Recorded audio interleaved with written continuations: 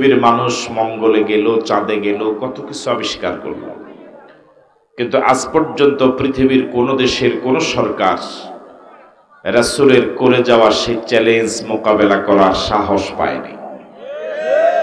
সে নবীর প্রতি আমরা সকলেই পড়ছি সাল্লাল্লাহু আলাইহি ওয়াসাল্লাম।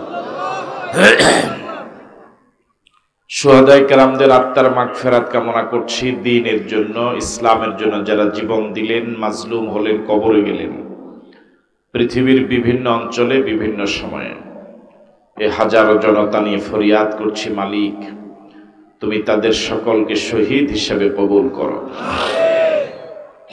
আপনাদের সকলকে আন্তরিক ধন্যবাদ এবং মোবারকবাদ জানাচ্ছি। আমার পক্ষ থেকে আয়োজকদেরকে মোবারকবাদ জানাচ্ছি। আজকে অনেক বয়স্ক মুরব্বী এসেছেন, অনেক উলামায়ে কেরাম, আইম্মায়ে মাসাজিদ এসেছেন, অসংখ্য যুবক আজকের মাহফিলের রৌনক বৃদ্ধি করেছেন। আমরা সবাই সবার জন্য দোয়া করি, মালিক তুমি আমাদের সকলকে কোরআন মজিদের ফুল হিসেবে কবুল করো। সম্মানিত দ্বীনী ভাইরা, আমাদের দেশে আলহামদুলিল্লাহ অসংখ্য মাহফিল প্রতিদিন হয়। একটি জরিফে দেখলাম প্রতিদিন গড়ে বাংলাদেশে 20,000 মাহফিল হয়। তথ্যটা কতটা তথ্য নির্ভর এটা আমার জানা নেই। যদি এই তথ্যটা সঠিক হয় তাহলে কমপক্ষে প্রতিদিন 60,000 উলামায়ে কেরাম প্রতিদিন কথা বলেন। একটা মাহফিলে সাধারণত কমপক্ষে 3 জন আলোচক থাকেন।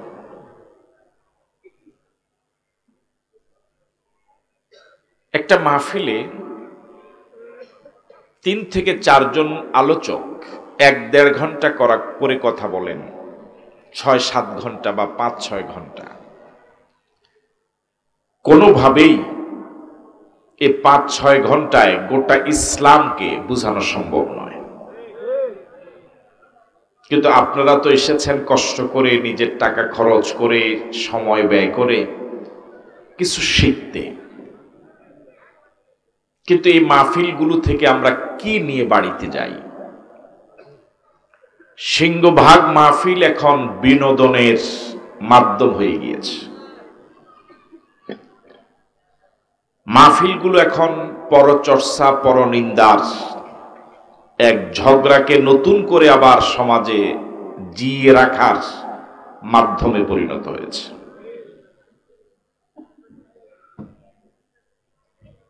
এই অবস্থাটা, মাহফিলগুলোর এই চরিত্র নষ্ট হয়ে গিয়েছে খুব বেশি দিন নয়, অল্প কয়েক বৎসরের ভিতরে। আল্লাহ রাব্বুল আলামিন আমাদের সকলকে সচেতন হওয়ার তৌফিক দান করুন। আপনারা এসেছেন অনেক আবেগ, অনেক আকাঙ্ক্ষা নিয়ে। গুরুত্বপূর্ণ আলোচনা হয়তো শুনছিলেন, ইনশাল্লাহ পরবর্তীতেও গুরুত্বপূর্ণ আলোচনা হয়তো ইনশাল্লাহ শুনবেন। আমরা মাঝখানে একটি মৌলিক বিষয়ে, যে বিষয়টা আমার নিজের জন্য এবং আপনাদের জন্য আমার দৃষ্টিতে খুবই জরুরি মনে করি, সে বিষয়টায় কথা বলার জন্য চেষ্টা করব ইনশাআল্লাহ। সুবহানাকা লা ইলমা লানা ইল্লা মা আল্লামতানা ইন্নাকা আনতাল আলিমুল হাকিম। রব্বিশ শরহ লি সাদরি ওয়া ইয়াসসির লি আমরি ওয়াহলুল উকদাতাম মিন লিসানি ইয়াফকাহু কওলি। সম্মানিত দ্বীনী ভাইরা, আল্লাহ রাব্বুল আলামিন আমাদেরকে যে শরীরটা দিলেন, দেহটা দিলেন, এই দেহটা মাঝে মাঝেই রোগাক্রান্ত হয়। দেহটা যখন রোগাক্রান্ত হয় তখন আমরা চিকিৎসা নেওয়ার জন্য ডাক্তারের কাছে যাই। আপনাদের কি মনোযোগ আছে? আমি তো আপনাদের এলাকায়, এই জনপদে একেবারেই নতুন, এজন্য কণ্ঠ তেমন নাই, সুরও নাই। আপনারা কতক্ষণ মনোযোগ থাকে আল্লাহই ভালো জানে। মনোযোগ থাকবে তো কিছু সময় ইনশাআল্লাহ। তো মানুষ অসুস্থ হলে পরে ডাক্তারের কাছে যান, অনেকগুলো রোগ নিয়ে যান। অভিজ্ঞ ডাক্তার যদি তিনি হন, তাহলে যে রোগটা সবচেয়ে বেশি জটিল সেটার চিকিৎসাই তিনি আগে করবেন, এটাই স্বাভাবিক। আবার যিনি রোগী ডাক্তারের কাছে যখন যান, বিষয়টা এরকম নয় যে ডাক্তারের কখনো জ্বর হয় না, অসুখ হয় না, তিনি কখনো অসুস্থ হন না, বিষয়টা এরকম নয়।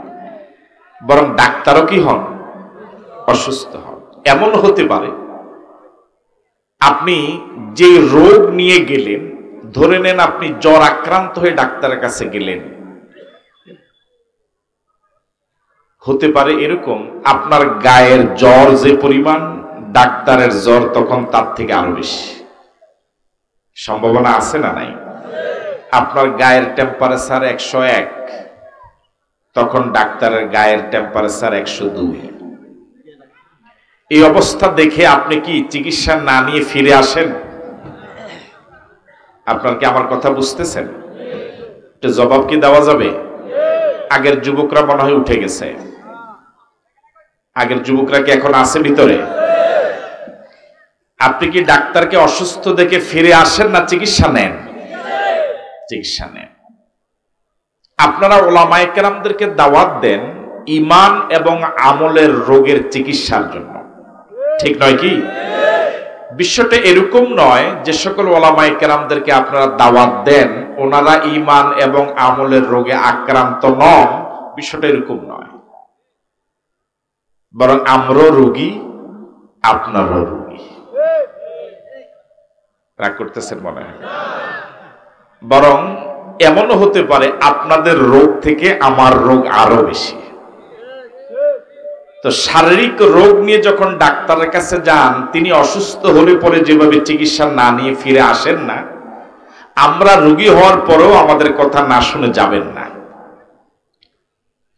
দুই দুঃখী মিলে যখন একজন আরেকজনের কাছে দুঃখের কথা বলে, উভয় কিন্তু মনোযোগ দিয়ে শুনে, যেহেতু দুজন দুঃখী।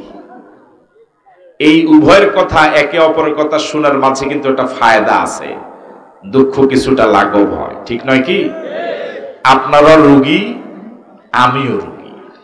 দুই রোগী মিলে কিছু কথা বললে হয়তো ইনশাআল্লাহ একটা চিকিৎসার পথ বের হতেও পারে ইনশাআল্লাহ। আমরা যে বিষয়টা নিয়ে কথা বলার জন্য চেষ্টা করব ইনশাআল্লাহ, আমার বিবেচনায় বর্তমান পৃথিবীর মুসলমানদের সবচেয়ে মারাত্মক রোগ যেটা, সেটার নাম হলো ঈমানের রোগ। কিসের রোগ? আরো আসতে বলেন, মাইর আসতে পারে। কিসের রোগ?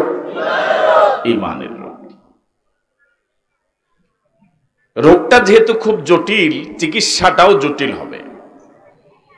আপনি যখন ডাক্তারের কাছে যান, যদি এই নিয়ত করে যান যে ডাক্তার আমাকে সব সময় খুব মিষ্টি ওষুধ দিবে, মিষ্টি সিরাপ দিবে, এটা চিকিৎসার সঠিক পদ্ধতি নয়। আপনাকে কখনো মিষ্টি সিরাপ দিবে, কখনো তিতা ওষুধ দিবে, কখনো সিরাপ দিবে, কখনো ট্যাবলেট দিবে, কখনো ক্যাপসুল দিবে, ঠিক নয় কি? কখনো আপনাকে ইনজেকশন দিবে, কখনো আপনাকে অপারেশন করবে। আপনার শরীর কখনো কাটবে, আবার সেলাই করবে, করে।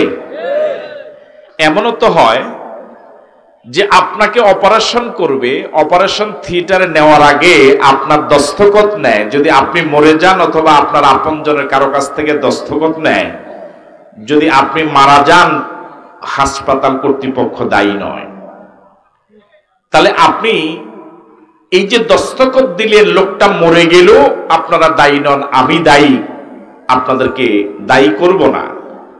আপনি কাটার কষ্ট সহ্য করেন, শিলার কষ্ট সহ্য করেন, ইনজেকশনের কথা কষ্ট সহ্য করেন, এটা কেন? আমার কথা কি বুঝতেছেন আপনারা? এই কষ্টটা সহ্য করেন কেন? সবাই বলেন, আবার বলেন। এসার আগের মতো মিছিল এখন হয় নাই কিন্তু, হ্যাঁ, ওই সময় মিছিল দিতে মনে একটু ভাল লাগছিল মনে হয়। কিসের জন্য আপনারা এই কষ্টটা সহ্য করেন? আপনারা কি কষ্ট সহ্য করার পরে ডাক্তারকে টাকা দেন? হ্যাঁ, একটু চিন্তা করেন, ডাক্তারকে হাজার হাজার টাকা দেন, লাখ লাখ টাকা দেন, আবার কষ্ট সহ্য করেন, তিতা ওষুধ খান, ইনজেকশনে কষ্ট সহ্য করেন শুধুমাত্র একটু সুস্থ হওয়ার জন্য। যদি আপনি সুস্থ না হন, চিকিৎসা না নেন, সর্বশেষ রেজাল্ট হয়তো মরে যাবেন, এছাড়া আর কিছু হবে। কিন্তু ঈমানের চিকিৎসা যদি না করে মরেন, অসুস্থ ঈমান নিয়ে যদি মরেন, এটা কি শুধু মরা না চিরদিনের জন্য জাহান্নাম? সবাই বলে। তাহলে একজনের চিকিৎসা না নিয়ে শুধু মরে গেল, আরেকজনে ঈমান হারায়া জাহান্নামী হলো, দুইটা কি সমান? 19-20 না অনেক ব্যবধান? দুর্ভাগ্যজনক হলেও সত্য, পৃথিবীর মানুষ শারীরিক সুস্থতার জন্য ডাক্তার খোঁজে, চিকিৎসার জন্য লক্ষ লক্ষ টাকা খরচ করে, প্রয়োজনে সুদে টাকা নেয়, ঘরের ভিটি বিক্রি করে, প্রয়োজনে অন্য দেশে গিয়ে চিকিৎসা নেয়। কিন্তু ঈমানের রোগ নিজেও বুঝে না, চিকিৎসার জন্য হক্কানি আলেম ওলামায়ে কেরামের শরণাপন্ন হয় না, কখনো এই চিকিৎসা করা দরকার এই অনুভূতিও মনে জাগে না। একটু আসতে বলেন, মাইর আসতে পারে। আমি কি কথা বুঝতে পারলাম? শারীরিক সুস্থতার জন্য যেভাবে আপনি ইনজেকশনের কষ্ট সহ্য করেন, অপারেশনের কষ্ট সহ্য করেন, ঠিক ঈমানের রোগ চিকিৎসার জন্যও সব মিষ্টি মিষ্টি ঔষধ ওলামায়ে কেরাম দিবে, এটার নাম চিকিৎসা নয়। আমি আছি তো এখানে, আপনি বসেন। হ্যাঁ, কি বলতেছিলাম? আপনার ঈমানের রোগ আছে না নাই? কথা বলে না, আছে না নাই? আপনারা সকলে যদি রোগ মুক্ত হন, তাহলে তো মাহফিল আসার কোনো প্রয়োজন নাই। তাহলে আপনারা রোগী, আমরা রোগী। এই রোগের চিকিৎসা শুধু মিষ্টি মিষ্টি ঔষধ দিয়ে সম্ভব হবে? তাহলে মাঝে মাঝে ইনজেকশনের ঔষধও হবে। রাজি আছেন তো? মাঝে মাঝে তিতা ঔষধ হবে, মাঝে মাঝে অপারেশন হবে, আপনার দলের বিরুদ্ধে কথা যাবে, আপনার পীরের বিরুদ্ধে কথা যাবে, আপনার নেতার বিরুদ্ধে কথা যাবে, আপনার চরিত্রের বিরুদ্ধে কথা যাবে। তাহলে যদি এই কষ্টগুলো সহ্য না করেন, তাহলে বুঝতে হবে আপনার রোগটা এত জটিল, এটা চিকিৎসা জায়গা সম্ভব না। আপনি যদি সব সময় শুধু ওলামায়ে কেরামের কাছ থেকে মিষ্টি মিষ্টি ঔষধ, হুজুর শুধু 1-1.5 ঘন্টা শুধু হাসাবে, সব দলের লোক খুশি, সব পীরের মুরিদ খুশি, ইবলিসও খুশি, এই জাতীয় চিকিৎসা দিয়া ওয়াজ দিয়ে ঈমান চিকিৎসা হবে না। আমরা মাহফিলে যারা আছি, আমরা কি সকলে জান্নাতে যেতে চাই না জাহান্নামে যেতে চাই? কারা কারা জাহান্নামে যেতে চান একটু হাত তোলেন তো দেখি।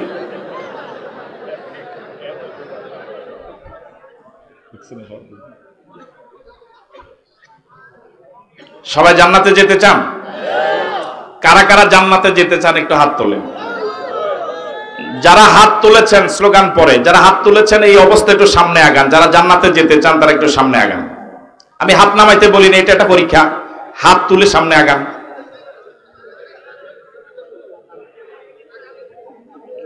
অনেকে হাত নামাই ফেলছে, পারে না তো, এটা কষ্ট করত।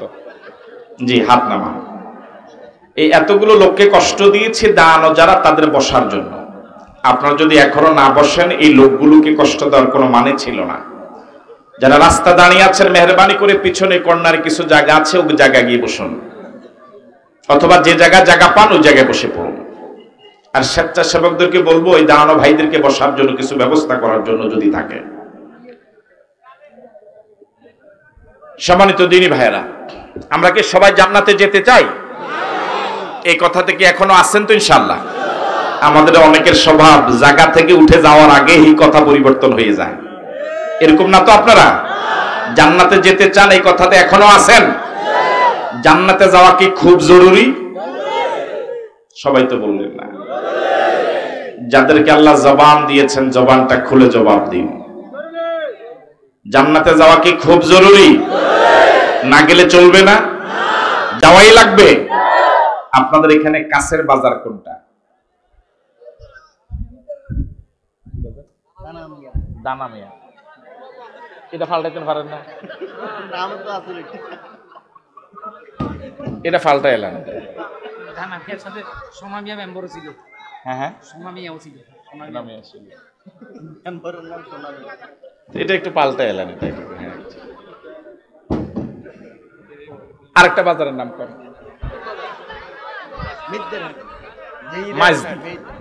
মাঝদি কি কাছে? যাই হোক, আচ্ছা মাঝদিটাই বলি। মাঝদি যাওয়া যেরকম জরুরি, জান্নাতে যাওয়া কি এরকম জরুরি? আর একটু কম? হ্যাঁ, উনি যে বলে না ঢাকা যাওয়া যেরকম জরুরি এরকম জরুরি না আরো জরুরি? ঢাকা জীবনে না গেলেও চলবে, হয়তো এই মাহফিলও ঢাকা এই পর্যন্ত যান নাই এরকম কিছু লোক থাকতেও পারে, যদিও তিনি এখন লজ্জায় হাত তুলবে না, আমিও তোলাবো না, কিন্তু তার সংসার ভালোই চলতেছে। ঢাকা না গেলেও মানুষের জীবন চলবে, কিন্তু জান্নাতে না গেলে মানুষের জীবন অচল হয়ে যাবে, ঠিক নয় কি? মাঝদিতে না গেলেও জীবন চলবে, জীবন সচল থাকবে, জান্নাতে না গেলে জীবন অচল হয়ে যাবে। তাহলে যে কোনো মূল্যে আমরা কোথায় যেতে চাই? আপনি আপনার অতীব এক প্রয়োজনে মাঝদি রওনা হয়েছেন। প্রয়োজনটা হলো আপনার ঘরে একজন মারাত্মক মুমূর্ষু রোগী, আপনজন, রূহ যায় যায় অবস্থা। আপনি ডাক্তার ডেকেছেন, ডাক্তার আপনার রোগীকে দেখে বলেছে রোগীর অবস্থা খুবই জটিল, উনি একটা ইনজেকশন লিখেছেন, যেটা খুব দ্রুত চলে যান, মাঝদি থেকে নিয়ে আসেন, আমি ইনজেকশনটা পুশ করে পরে যাব। আপনি রওনা হয়েছেন মাঝদি। প্রয়োজনটা কি ছোট না অনেক বড়? ঘর থেকে বের হয়ে কিছু দূর যাওয়ার পরেই দেখলেন রাস্তার উপরে একটা গরু বাঁধা। গরু চিনেন তো আপনারা? কয় পা? এই গরুটা মানুষ দেখলেই শিং দিয়ে আঘাত করে। শিং দিয়ে আঘাতের আঞ্চলিক পরিভাষা কি বলে? এখন অবশ্য গরু আর আগের মতো গুতায় না, এখন গরু থেকে মানুষ মানুষে বেশি গুতায়, ঠিক নয় কি? গরুর গুতায় তো মানুষ মরে না, কিন্তু মানুষের আঘাতে, মানুষের গুতায় মানুষ। গরুর খাসিয়ত এখন চলে আসছে মানুষের, ঠিক নয় কি? উলাইকা কাল আনআমে বাল হুম আদল, এরা চার পায়ে জানোয়ার, এতটুকুই এদের জন্য যথেষ্ট নয়, বাল হুম আদল, তার থেকেও খারাপ। কার রায়? কার রায়? কার বক্তব্য?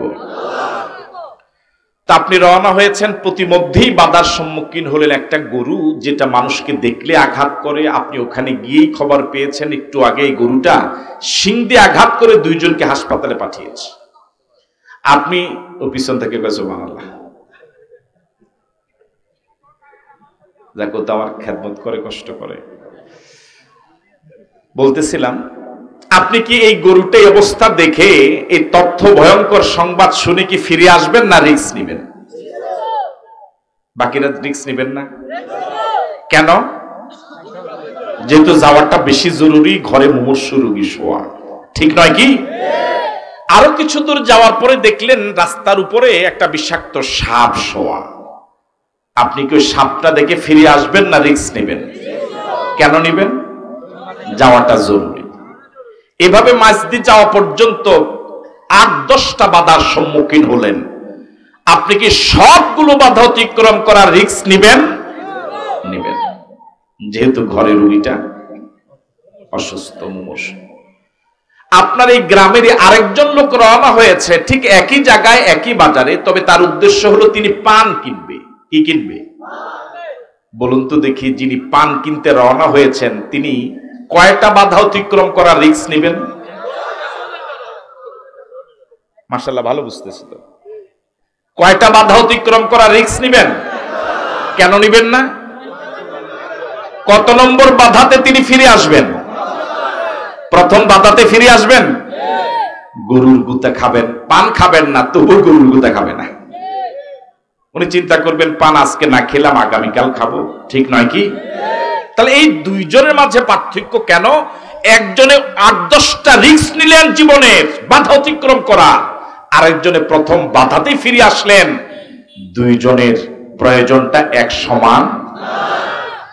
দুনিয়ার সামান্য প্রয়োজনে মারাত্মক অসুস্থ রোগী হলেও আপনি ইনজেকশনটা আনলেই যে রোগীটা বাঁচবে তারও তো কোনো গ্যারান্টি নাই। এতটুকু বিপজ্জনক সংবাদ সহযোগিতার জন্য যদি জীবনে রিস্ক নেন, জান্নাতে যাওয়ার জন্য যদি জান্নাতে যাওয়াটা যদি এর থেকে বেশি প্রয়োজন হয়, জান্নাতে যাওয়ার পথে যদি মারাত্মক বাধা হয়, সে বাধাগুলো তো অতিক্রম করা দরকার, ঠিক নয় কি? যদি আপনারা জানেন কোরআন সুন্নাহর আলোকে যে আবু নসর আশরাফির আলোচনা শোনা এবং আমল করা জান্নাতে যাওয়ার পথে প্রচন্ড বাধা। আশরাফি বাদ না জান্নাতের পথ বাদ? নাম সহ কোন আশরাফি বাদ? জোরে কর। তাও বলে না, এটা কোন লজ্জার বিষয় হলো? নাম সহ কন। কেন বাদ? আশরাফির আমার কোনো প্রয়োজন নাই, ও আমার এলাকায় ঢুকতে পারবে না, আমাকে জান্নাতে যেতেই হবে, ঠিক নয় কি? এবার সামনে যাব, সামনে তো তিতার পরিমাণ আরো বাড়বে, ইনজেকশন হবে, অপারেশন হবে, সমস্যা নাই তো? হ্যাঁ, মুখ বেজার হবে না তো? আপনারা যে যে পীরের মুরিদ, যদি কোরআন সুন্নাহর আলোকে আপনি বুঝেন আপনার পীরের মুরিদ থাকলে পরে আপনি জান্নাতে যেতে পারবেন না, ও একটা ভণ্ড পীর। ওর তালিম, ওর আকীদা, বিশ্বাস, চিন্তা, চেতনা, ধ্যান ধারণা সবটাই জান্নাতে যাওয়ার পথে বাধা। যদি এটা আপনি জানেন তাহলে জান্নাত বাদ না পীর বাদ? এই ডান পাশে একটু ঝামেলা আছে শুরু থেকে মনে হয়। পীর বাদ না জান্নাত বাদ? কবে বাদ? না 2-1 মাস সময় নেবেন? এখন থেকে আরো সামনে যাব। আপনারা যে যে দল করেন আছেন তো, যদি কোরআন সুন্নাহর আলোকে আপনি বুঝেন আপনার দলের চিন্তা, চেতনা, আকীদা, বিশ্বাস, কর্মসূচি, কর্মপদ্ধতি জান্নাতে যাওয়ার পথে প্রচন্ড বাধা, দল বাদ না জান্নাত বাদ? সাহস তো খারাপ না। এটাকে মুখে বললেন আমল করা যাবে? আমল করা যাবে? কবে বাদ দিবেন? অন্তত 5টা বছর সময় নেন। এত বছর এই দল করেছেন, এটা হঠাৎ বাদ দিতে মায়া লাগবে না? অন্তত একটা রাত সময় নেন, না এখনই বাদ দেওয়া লাগবে? তাহলে জান্নাতে যাওয়ার পথে যদি বক্তা বাধা হয়, আশরাফি বাধা হয়, পীর বাধা হয়, নেতা বাধা হয়, ইমাম বাধা হয়, পীর বাধা হয়, দল বাধা হয়, সব পথ অতিক্রম করব, এরপর আমাকে জান্নাতে যাওয়াই লাগবে। সবাই রাজি? কারা কারা রাজি? 2 হাত তুলে দেখায়।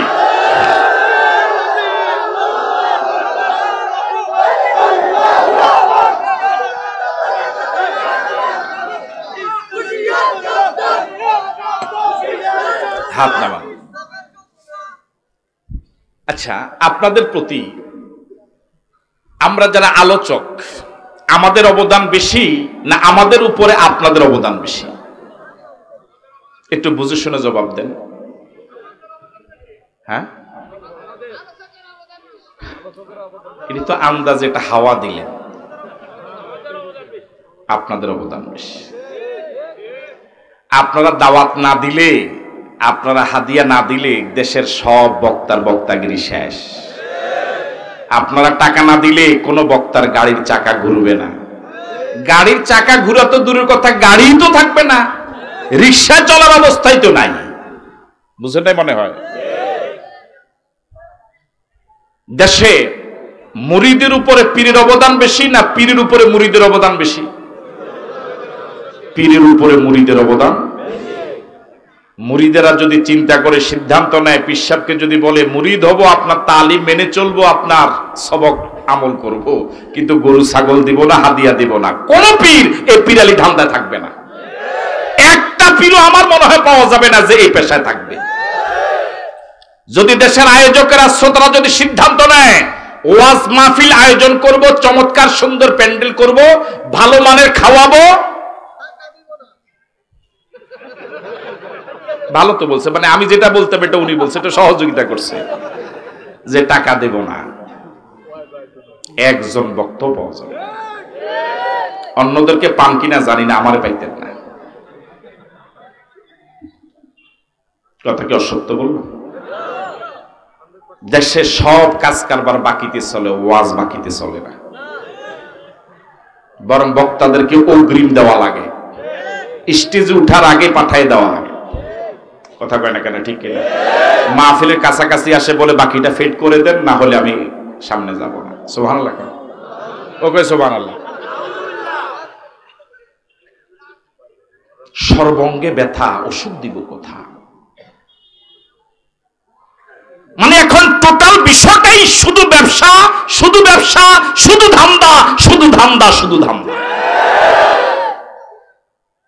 কি বলে?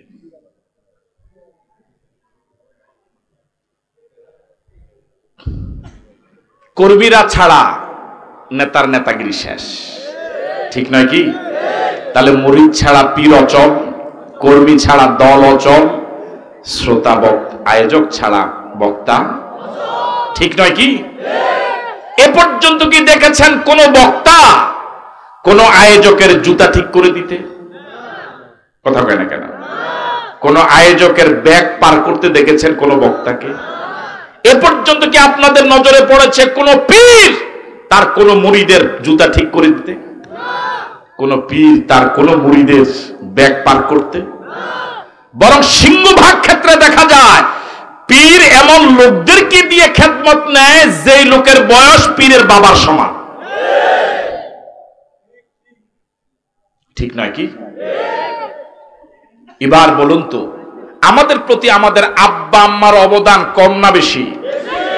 এত আসতে বললেন, কম না বেশি? পৃথিবীর সব সম্পর্কগুলো শুধু স্বার্থ, শুধু ধান্দা, কিন্তু মা বাবার সাথে সন্তানদের সম্পর্ক একেবারে নিঃস্বার্থ, ঠিক নয় কি? আমাদের আব্বা আম্মা ছোটবেলায় আমাদের জুতা ঠিক করে দেয় নাই? দিয়েছে? এরকম কে আছেন এখানে এমন যে ছোটবেলায় এই কাজটা করেন নাই? ডাইন পায়ের জুতা বাম পায়ে, বাম পায়ের জুতা ডাইন পায়ে। এই আমল সকলেরই ছিল। কথা কয় না, ঠিক কিনা? তখন ঠিক করে দিতেন কে? মা। তখন ঠিক করে দিতেন বাবা, ঠিক নয় কি? দাঁড়াইয়া কঠোর ভাষা ব্যবহার করে নয়, মা বাবা বসে কোলে নিয়ে জুতাগুলো পরায় দিতেন। এখন আপনার বয়স যাই হোক, আপনার মা বাবা যদি এখনো জীবিত থাকে, আপনি যদি বিপদে পড়েন, আপনার মা আপনার হাত পা টিপে পর্যন্ত দিতে পারবে, আপনার খেদমত করবে। আর কাউকে পাবেন না, আর কাউকে পাবেন না, আর কাউকে পাবেন না। যে মা এবং বাবার অবদান আমার জীবনে এত বেশি, ওই মা এবং বাবাও যদি জান্নাতে যাওয়ার পথে বাধা হয়, মা বাবা যদি বলে নামাজ পড়া যাবে না, রোজা রাখা যাবে না, কোরআন সুন্নাহ মানা যাবে না, আল্লাহ নবী মানা যাবে না, ইসলামী আন্দোলন করা যাবে না, একামতে দ্বীনের পথে হাঁটা যাবে না, আল্লাহু আকবার স্লোগান দেওয়া যাবে না, মা বাবাকে সম্মান করব, মা বাবা হিসাবে ইজ্জত করব, খেদমত করব, অসুস্থ হলে ডাক্তার দেখাবো, সর্বোচ্চ সম্মান করব, কিন্তু জান্নাতে যাওয়ার পথে মা বাবার যে কথাগুলো বাধা, এই কথাগুলো মানা যাবে না। আমি কি কথা বুঝতে পারলাম? এক লোক ওয়াজে শুনেছে এক ওয়াক্ত নামাজ না পড়লে 80 হোক বা দোজক। কয় হোক বা? তো উনি ওলামায়ে কেরামকে জিজ্ঞেস করলেন বা ওই হুজুরকে জিজ্ঞেস করলেন যে হুজুর, এক ওয়াক্ত নামাজ না পড়লে যদি 80 হোক বা হয়, তাহলে যে নামাজই পড়ে না তার কত হোক বা? তার হোক বাই নেই। তার কি নেই? আপনার কি আছেন মাঠে? এক ওয়াক্ত নামাজ না পড়লে 80 হোক বা, যে নামাজ পড়ে না তার হোক বাই নেই। যে জায়গায় মা এবং বাবার ইসলাম বিরোধী কথাই মানা যাবে না, সে জায়গায় আলেম ওলামা পীর মাশায়েখ, ইমাম, বক্তা, ওদের তো হুব্বাই নেই। কথা বলে ঠিক নয় কি আমার ভাইয়েরা? তাহলে জীবন চলে গেলেও ঈমান দেব না, ঠিক আছে কথা? যেই কোনো মূল্যে আমি সব হারাবো, জান্নাতের রাস্তা হারাবো না। জীবন যদি দেওয়া লাগে জীবন দেব, এরপরে জান্নাতে যাব। রাজি আছি? আল্লাহ কবুল করে বলি আমিন। আগের কথা কি এখনো আছেন যে জান্নাতে যেতে চান? পরিবর্তন হয় নাই তো? জান্নাতে যাওয়ার জন্য কাজ লাগবে মাত্র দুইটা। কয়টা কাজ? সবাই বলুন, বলুন ঈমান, আমল। এবার আবার বলি, জান্নাতে যাওয়ার জন্য কাজ লাগবে কয়টা? এক, দুই। আগে ঈমান না আগে আমল? এরপরে একটা লোক যদি আমল করার সুযোগ না পায়, শুধু ঈমান দিয়ে সে জান্নাতে যাবে। বুঝতে পারি নাই? 100 বছর বয়স্ক একজন বৃদ্ধ মানুষ, বিধর্মী, মৃত্যুর 5 মিনিট আগে সে লা ইলাহা ইল্লাল্লাহ পড়ে 5 মিনিট পরে মরে গেছে। জান্নাতি না জাহান্নামী? রাসূল করিম সাল্লাল্লাহু আলাইহি ওয়াসাল্লাম বলেছেন, আল ইসলামু ইয়ানহাদিমু মা কানা ক্বাবলাহু। কেউ যদি ঈমান রিসিভ করে তার বিগত দিনের সব গুনাহগুলো maaf করে দেন। রাসূল করিম সাল্লাল্লাহু আলাইহি ওয়াসাল্লাম বলেছেন, মান ক্বালা লা ইলাহা ইল্লাল্লাহ দাখালাল জান্নাহ। যে কালেমা পড়ে ঈমান নিয়ে কালেমা নিয়ে কবরে গিয়েছে, সোজা জান্নাতি হয়ে গেছে। তাহলে আমল ছাড়া কি জান্নাতে যাওয়ার সুযোগ আছে? নাই বললো কে? আমল ছাড়া কি জান্নাতে যাওয়ার সুযোগ আছে? কি দিয়ে? কিন্তু ঈমান ছাড়া শুধু আমল দিয়ে কি জান্নাতে যাওয়া যাবে? দাড়ি রাখা ভালো না খারাপ? এটা ঈমান না আমল? রবীন্দ্রনাথ ঠাকুর দাড়ি ছিল মুখে? আমাদের স্টেজে আমরা যে কয়জন, সবার দাড়ি এক জায়গা করলে ওটা বেশি হবে। কি পরিমাণ সওয়াব পাবে? কেন পাবে না? তাহলে কোন ইমানদার যদি মুখে দাঁড়িয়ে রাখে সে সওয়াব পাবে, কিন্তু কোন বেঈমান যদি দাঁড়িয়ে রাখে সওয়াব। পাগড়ি মাথা দেওয়া ভালো না খারাপ? ভারতের এর আগের প্রধানমন্ত্রী মনমোহন সিং মাথায় পাগড়ি ছিল, সওয়াব পাবে? কেন? কোন ইমানদার যদি মাথায় পাগড়ি দেয় এটা ভালো কাজ, কোন বেঈমান যদি মাথায় পাগড়ি দেয় বিনিময়ে সওয়াব পাবে না। ঠিক আছে কথা? এবার আবার বলুন, জান্নাতে যাওয়ার জন্য কাজ লাগবে কয়টা? এক, দুই। আগে ঈমান না আগে আমল? ঈমান ছাড়া কি জান্নাতে যাওয়া যাবে? আমল ছাড়া? কি দিয়ে? ঈমান। সম্মানিত দ্বীনী ভাইরা, ঈমান এত দামি সম্পদ, মিজানের এক পাল্লা যদি লা ইলাহা ইল্লাল্লাহ দেওয়া হয়, আরেক পাল্লা যদি 7 আকাশ উঠায় দেওয়া যায়, যদি সম্ভব হয় 7 পাল্লা যদি উঠায় দেওয়া হয়, আল্লাহর কসম লা ইলাহা ইল্লাল্লাহর পাল্লাটাই ভারী হবে।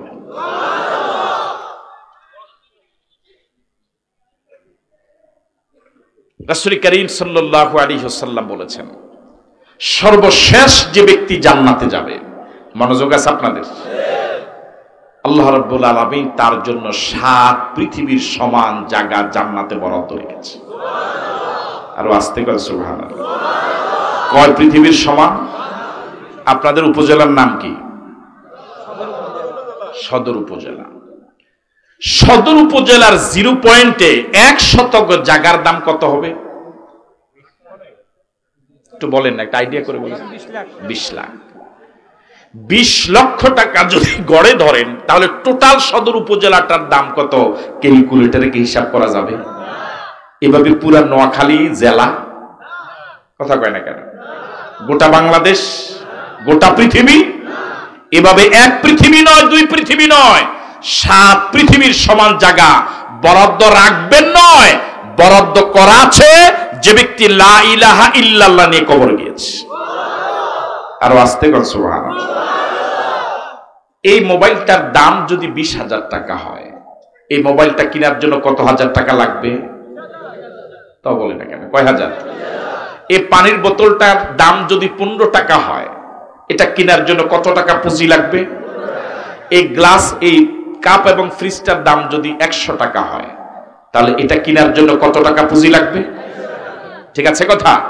এটা কেনার জন্য পুঁজি লাগবে 20,000 টাকা। আপনি যদি 2,000 টাকা পুঁজি থাকে কিনতে পারবেন?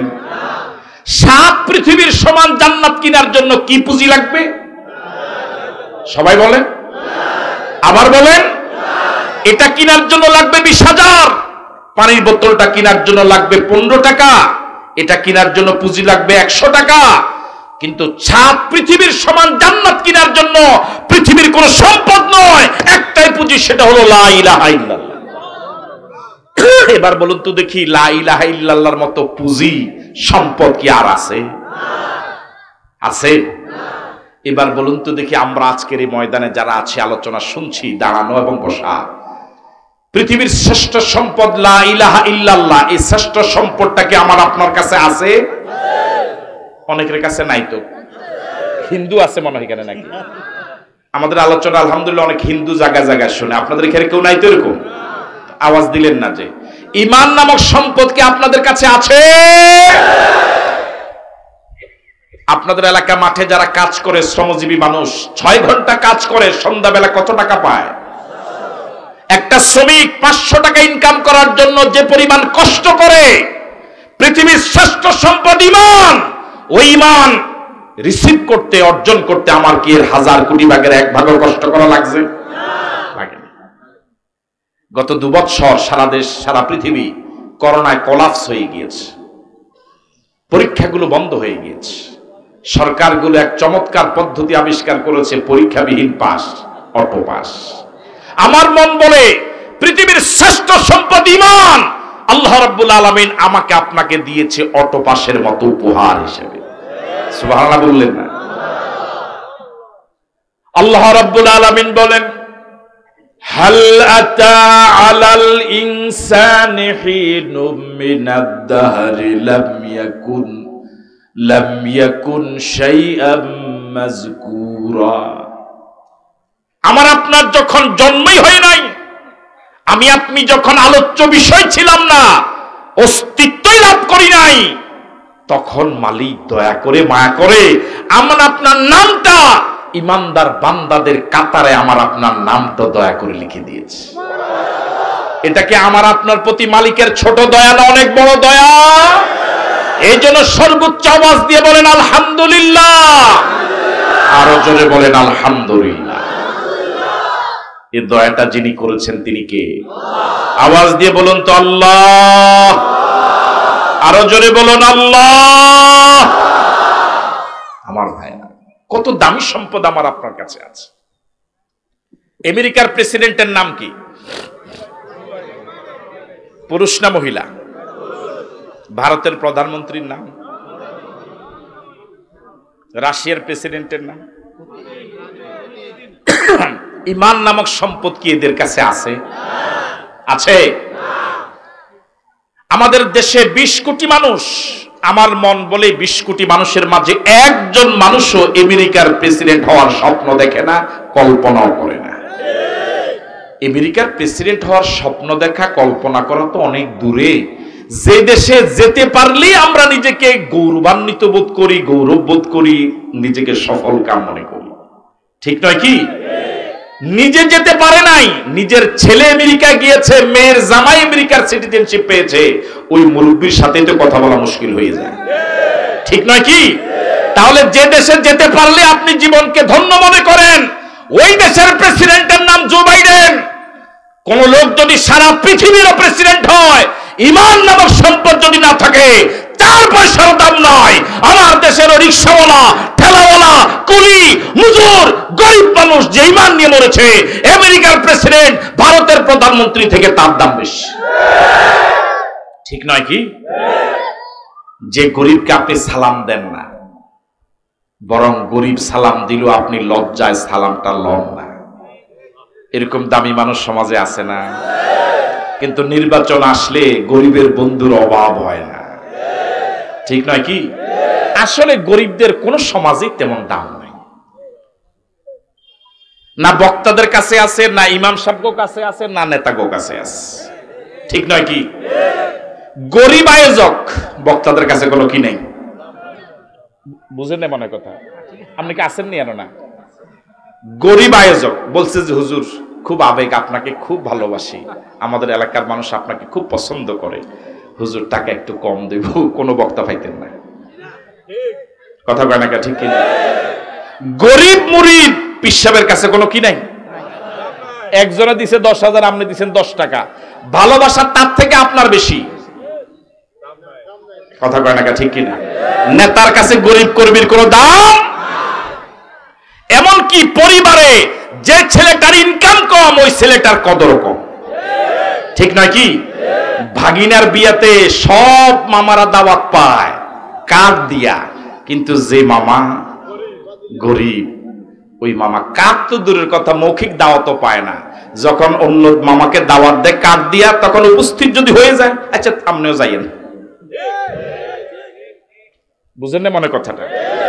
আচ্ছা আপনিও যাইয়েন। তাহলে গরিবদের কোন জায়গায়, যে গরিবটার সালাম আপনি নেন না, একই টেবিলে আপনি তার সাথে খেতে রাজি হন না, একই রিকশায় যে গরিবটার সাথে আপনি উঠতে রাজি হন না, যার সাথে আপনি মুসাফা করতে রাজি হন না, ওই গরিবটা যদি ঈমান নামক সম্পদ নিয়ে কবর যেতে পারে, বর্তমান পৃথিবীর 525 কোটি বেঈমান থেকে এই গরিবটার দাম বেশি। ঠিক আছে কথা? তাহলে সবচেয়ে দামি সম্পদের নাম, আরো আসতে বলেন, সবচেয়ে দামি সম্পদের নাম। এবার আপনাদের কাছে প্রশ্ন, যে সম্পদ যত দামি, এটা চুরি ডাকাতি হওয়ার সম্ভাবনা কম না বেশি? যে সম্পদের দাম কম, এটা চুরি ডাকাতি হয়। সবচেয়ে বেশি দামি যদি হয় ঈমান, তাহলে সবচেয়ে বেশি শত্রু হলো ঈমানের, ঠিক নয় কি? দুনিয়ার সম্পদ যে চুরি করে তাকে আমরা চোর বলি, যে ডাকাতি করে তাকে আমরা ডাকাত বলি। ঈমান নামক শ্রেষ্ঠ সম্পদ যে চুরি করে, সে ভণ্ড আলেম, ভণ্ড নেতা, ভণ্ড পীর, ভণ্ড বক্তা, ভণ্ড দল, ঠিক নয় কি? পার্থক্য হলো এই, দুনিয়ার সম্পদ যে চুরি করে সে আজীবন ঘৃণিত থাকে। একটা সময় যদি সে ভালো হয়ে যায়, একবার যে চুরি করছে এই বদনামি আর,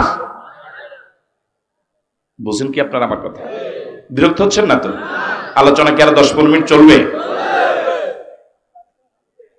জি বুঝি নাই, কি চলবে? আলোচনা। একটা লোক 10 বছর আগে চুরি করেছে গাছের ডাব, এই এলাকা তো ডাব একটু বেশি হবে না, নারিকেল, গাছের ডাব চুরি করেছে, ধরা পড়েছে।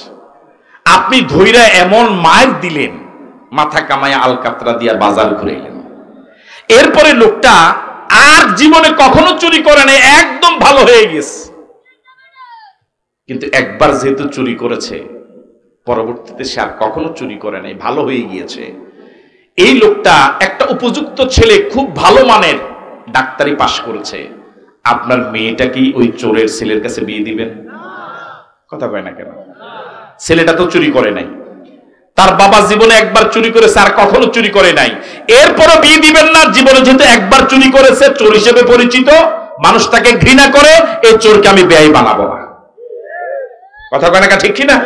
এই লোকটা যদি মারা যায়, ভালো হয়ে মারা গেল, চিল্লা দিয়ে মারা গেল, জীবন চিল্লা থাকা অবস্থা মারা গেছে, একেবারে ভালো হয়ে গিয়েছে, এরপর আপনি যে জানেন একবার চুরি করছে, জানাজা যাওয়ার পরও আপনি দোয়া পড়বেন আর মনে মনে করবেন, ঠিক নয় কি? দুনিয়ার সামান্য ডাব, নারিকেল, সুপারি চুরি করলে কি আপনি চোর বলেন?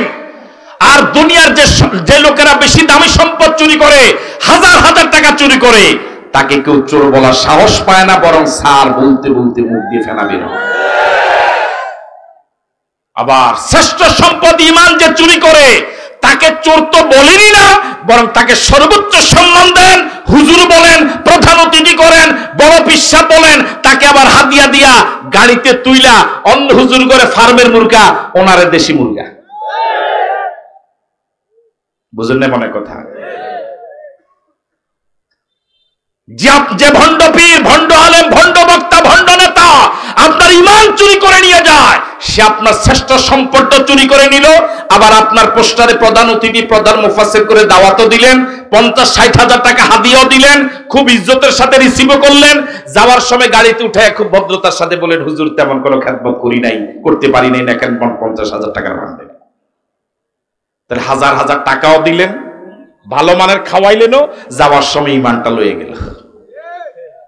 বুঝাতে পারি নাই মনে হয়। আপনাকে বেশি চিন্তায় পড়ে গেলেন না?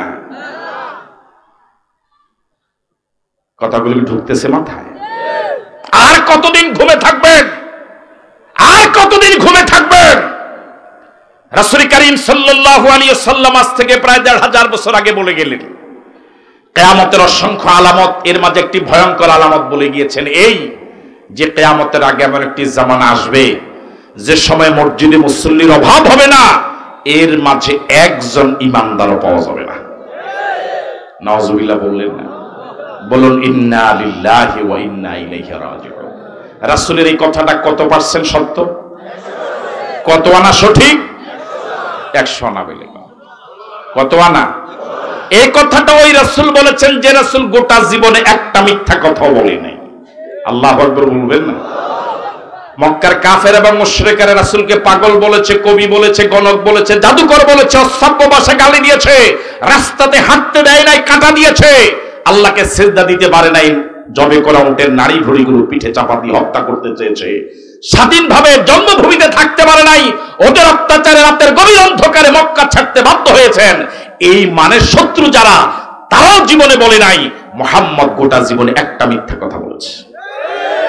এমন নবীর উম্মত হতে পেরে খুশি না বেজার? এই জন্য মন থেকে বলেন আলহামদুলিল্লাহ। আর আমরা নবীর উম্মতেরা আজকে যে দিনটা গেল, আজকেও মিথ্যা কথা কইছি। বুঝেন না মনে হয়? আজকে যে দিনটা গেল, এই আজকের দিনটাও মিথ্যা কথা কইছি। তাহলে রাসূল করিম সাল্লাল্লাহু আলাইহি ওয়াসাল্লাম বলেছেন কিয়ামতের আলামতের মাঝে একটা আলামত হলো মসজিদে মুসল্লির অভাব হবে না, এদের মাঝে ইমানদার পাওয়া যাবে না। এই কথাটা কি সত্য? বিশ্বাস হয়েছে? এবার আসেন আমরা পর্যালোচনা করে একটা সিদ্ধান্তে যাই। আমরা ধরে নিলাম, মেনে নিলাম রাসূলের কথাটা 100% সঠিক। আপনাদের কাছে যদি এরকম কোন দলিল থাকে কথাটা সঠিক, তবে এই কথাটা এই যুগের জন্য বাস্তবায়িত হবে না, এটা বাস্তবায়ন হতে আরো 200 বছর লাগবে। যদি এরকম কোন দলিল থাকে তাহলে তো আমিও বেঁচে গেলাম, আপনারও বেঁচে গেলেন। আর যদি রাসূলের সেই ১৫০০ বছর আগে বলে যাও কথাটা এই যুগের জন্যই হয়ে থাকে, তাহলে তো আমিও বিপদে, আপনারাও বিপদে। ঠিক নয় কি? তাহলে সে বিপদ থেকে উদ্ধার হওয়ার জন্য একটা পথ বের করা কি দরকার নয়? আগামীকালকে ইনশাআল্লাহ, না এখনই করা লাগবে? এখনই বের করা লাগবে। সম্মানিত দিনী ভাইরা, যদি বের করতে হয় তাহলে আমাকে আপনাকে আগে জানতে হবে ঈমান কাকে বলে, কি কারণে ঈমান চলে যায়, আমার আপনার ঈমানটা আছে না নাই, এই কয়েকটা কথা বলে আমার আলোচনা শেষ। ঠিক আছে তো কথা? এবার আমরা জানার চেষ্টা করব ঈমান কাকে বলে। যদি মনে কষ্ট পান এই ভেবে যে এত বছর হয়েছে, আলেম হয়েছে, ইমাম হয়েছে, হুজুর আসছে আজকে ঈমান শিখাইতে, আমি শিখাবার জন্য আসি নাই। ফাযাক্কির ফাইন্না যিকরা তানফাউল মুমিনিন, এটা আপনার জানা কথা, আমি আবার একটু স্মরণ করিয়ে দিচ্ছি, হয়তো এর মাঝে উপকার হবে ইমানদার। এখন আমরা জানবো ঈমান কাকে বলে। আমি কি কথা বুঝতে পারলাম? পৃথিবীর সব উলামায়ে কেরাম একমত, সংক্ষিপ্তভাবে যদি ঈমানের পরিচয়টা জানতে চান, তাসদীকু বিমা জাআ বিহিন নবী সাল্লাল্লাহু আলাইহি ওয়াসাল্লাম ইতিমাদান আলাইহি, আমাদের প্রিয় নবী মুহাম্মদুর রাসূলুল্লাহ সাল্লাল্লাহু আলাইহি ওয়াসাল্লাম শরীয়ত হিসেবে আল্লাহর কাছ থেকে যা নিয়ে এসেছেন, আমি বুঝি আর না বুঝি, মানি আর না মানি, আমল করি আর না করি, সবগুলোকে এজমালি ভাবে বিশ্বাস করা নাম ঈমান। বিশ্বাস কম করা যাবে না। এবার বলুন তো, ঈমানদার হতে হলে রাসূলের আনিত শরীয়তের কয়টা বিশ্বাস করা লাগবে? সবাই তো বলেন, ওই যে চশমা এখনো বলেন, বলুন তো রাসূলের আনিত শরীয়তের কয়টা বিশ্বাস করা লাগবে? আবার বলেন সব। আরেকবার বলেন। আপনার আমল যদি কম হয়, বিশ্বাস কম করা। আপনার এই হাজার হাজার জনতা সবাই কি হজ করেছেন? সবাই কি যাকাত দেন? তাহলে হজ এবং যাকাতের আমল আপনার নাই, এরপর আপনি ঈমানদার কেন? যেহেতু আপনি বিশ্বাস করেন। তাহলে আমল কম হতেই পারে, বিশ্বাস কম করা। এই কথাটাই ছোটবেলায় বক্তব্যে পড়েছিলাম, ইমাম সাহেব মুখস্থ করাইছিল, দেখেন তো মনে পড়ে কিনা। আমানতু বিল্লাহি কামা হুয়া বিআসমাইহি ওয়া সিফাতিহি ওয়া কাবিলতু জামিয়া আহকামিহি ওয়া আরকানিহি। আল্লাহ আমি কবুল করে নিলাম, রিসিভ করে নিলাম, মেনে নিলাম শরীয়তের যাবতীয় আহকাম এবং আরকান। ছোটবেলায় মুখস্থ করেছি, কিন্তু কখনো ভেবে দেখি নাই কি মুখস্থ করলাম। এবার আবার এই পড়াটা রিপিট করেন। ঈমান ছাড়া কি জান্নাতে যাওয়া যাবে? ঈমানদার হওয়ার জন্য রাসূলের আনিত শরীয়তের কয়টা বিশ্বাস করা লাগবে? আবার বলেন কয়টা? এবার বেঈমান কাকে বলে? বেঈমান হওয়ার জন্য শরীয়তের সব অস্বীকার করার প্রয়োজন নাই, বরং দলিলে কিতাবের ভিত্তিতে প্রমাণিত, অকাট্য দলিলের ভিত্তিতে প্রমাণিত একটা অস্বীকার করলে বেঈমান। এবার বলুন তো কয়টা অস্বীকার করলে বেঈমান? আওয়াজে ছোট হয়ে গেছে। ঈমানদার হওয়ার জন্য কয়টা বিশ্বাস করা প্রয়োজন ছিল? বেঈমান হওয়ার জন্য কয়টা অস্বীকার করা দরকার? 10 পৃষ্ঠার একটা অঙ্কে ডবল জিরো পাওয়ার জন্য কয়টা ভুল দরকার? একটা ভুল করলে সব অঙ্ক। একটা এলাকা জ্বালিয়ে দেওয়ার জন্য কয়টা দিয়াশলের কাঠি দরকার? একটা কাঠি দিয়ে পুরা দেশ শেষ। 50 বছরের দাম্পত্য জীবন বিচ্ছিন্ন হওয়ার জন্য তালাকই যথেষ্ট। কথা কয় না, ঠিক কিনা? হ্যাঁ, আচ্ছা, আপনারা যারা আগে বিয়ে শাদী করেছেন, আমাদের দাদা নানাদের বিয়ে শাদীতে, মুরব্বীদের বিয়ে শাদীতে গল্প শুনেছি আর কি, যে একটা মুরগি দিয়ে অথবা একটা রাতা দিয়ে পুরা বিয়ের কাজ শেষ। এরকম হয়েছে অনেক ঘটনা। হ্যাঁ, কিন্তু এরপরেও এক রাতায় পুরা বিয়ে শেষ, 2 মুরগায় পুরা বিয়ে শেষ হওয়ার পরেও বিয়ে তেমন ভাঙ্গে নাই। কিন্তু এখন প্রতি প্লেটেই গোটা গোটা মুরগা। কথা কয় না কেন? এখন প্রত্যেক প্লেটেই ইয়ার পরও বিয়া। আসেননি আপনারা? আপনাদের এলাকায় মানুষ কি ওযু করে? আচ্ছা, আমাদের এলাকায় ওযু করে, দেখেন ওযুটা হয় কিনা, আপনাদের সাথে আমাদের ওযু মিলে কিনা। আমাদের ওদিকে মানুষ ওযু করে, কবজি পর্যন্ত হাত ধোয়, কুলি করে, নাকে পানি দেয়, মুখমণ্ডল ধৌত করে, কোনি পর্যন্ত হাত ধোয়, মাথা মাসে করে, টাকনো পর্যন্ত পাও ধোয়। এভাবেই তো করে মনে হয় না? ঝামেলা আছে? এখন তো শুধু হুজুররা খালি বিভিন্ন ফতুয়া দিয়া এই মসজিদ আলাদা, ওই মসজিদ আলাদা, এরকম একটা সিস্টেম চালু হয়েছে তো মনে হয়। কথা কয় না, কাছে না নাই? আসলে আপনাদেরকে সোজা পাইয়া হুজুররা শুধু খেলা শুরু করে দিয়েছে। এখন আপনি ওযু করলেন, ওযু করছেন তো? কথা কয় না, ওযু করছেন তো? এখন পিছনের রাস্তা দিয়ে একবার অল্প একটু বাতাস গেছে, কয়বার গেছে? কথা কয় না কেন? এই একবার বাতাস যাওয়াতে সব অঙ্গ প্রত্যঙ্গ ধোয়া নষ্ট হবে না, বরং মাথা মাছেটা নষ্ট হবে। আবার মাথা মাছে করলে ওযু আগের মতো হয়ে যাবে। হ্যাঁ, বাতাস গেছে কয়বার? হ্যাঁ, একবার বাতাস যাওয়াতে সব অঙ্গ ধোয়া শেষ। কথা কয় না কেন? তাহলে সারা জীবনের ঈমান নষ্ট হওয়ার জন্য একটা কুফরি কাজী। 120 বছর বয়স্ক একজন ঈমানদার মৃত্যুর আধা ঘন্টা আগে একটা কুফরি কাজ করে মরেছে, সারা জীবনের ঈমান শেষ। আর একটা 120 বছর বয়স্ক বিধর্মী আজ যদি জো বাইডেন এইমাত্র কালেমা পড়ে, ভারতের প্রধানমন্ত্রী এইমাত্র কালেমা পড়ে, আবু বকর যেভাবে বলেছেন, ওমর যেভাবে বলেছে, আলী যেভাবে বলেছে, ভারতের নরেন্দ্র মোদী এত ঘৃণিত মানুষ, সে যদি এখন কালেমা পড়ে আধা ঘন্টা পরে মারা যায়, জান্নাতি। আমি কি কথা বুঝাতে পারলাম আপনাদের? এবার আগের পড়াটাকে আবার একটু শোনাবেন। ঈমানদার হওয়ার জন্য কয়টা বিশ্বাস করা লাগবে? আরো জোরে বলেন, কয়টা? বেঈমান হওয়ার জন্য কয়টা অস্বীকার করা দরকার? এবার দলিল নেন। কাদিয়ানীদের নাম শুনেছেন? এখন তো শুনলেন, জবাব দেন না। নাম শুনেছেন? ঈমানদার না বেঈমান? আচ্ছা, কাদিয়ানীরা বেঈমান হলো কেন? তারা কি নামাজ পড়ে না? তারা নামাজ পড়ে। ঢাকা বকশীবাজার গেলে দেখবেন তাদের আলাদা মসজিদও আছে, কাদিয়ান আহমদিয়া মসজিদ। তাহলে তারা নামাজ পড়ে, আল্লাহ বিশ্বাস করে, এরপরও বেঈমান হলো কেন? কাদিয়ানীরা পুরা কোরআন শরীফ স্বীকার করে বেঈমান হয় নাই। কাদিয়ানীরা কোরআন মজিদের একটা সূরা স্বীকার করে বেঈমান হয় নাই। কাদিয়ানীরা কোরআন শরীফের একটা পরিপূর্ণ আয়াত স্বীকার করে বেঈমান হয় নাই। আল্লাহ রাব্বুল আলামিন বলেন, মা কানা মুহাম্মাদুন আবা আহাদিম মির রিজালিকুম ওয়ালাকির রাসূলুল্লাহি ওয়া খাতামান নাবিয়্যিন। এই আয়াতের শেষ দুইটা শব্দ খাতামান নাবিয়্যিন, যার সংক্ষিপ্ত রূপ হলো খতমে নবুয়ত। কাদিয়ানীরা কোরআন মজিদের এই দুইটা শব্দ স্বীকার করে আয়াতের চিরদিনের জন্য বেঈমান হয়ে গেল। কাদিয়ানীরা কোরআন শরীফের একটা আয়াতের শেষ দুইটা শব্দ স্বীকার করে যদি চিরদিনের জন্য বেঈমান হয়, আপনি কোরআন মজিদের অসংখ্য আয়াত প্রকারান্তর অস্বীকার করে মসজিদ কমিটির সভাপতি সেক্রেটারি হন কেমনে? কথা বলে বুঝেন না মনে হয় কথা।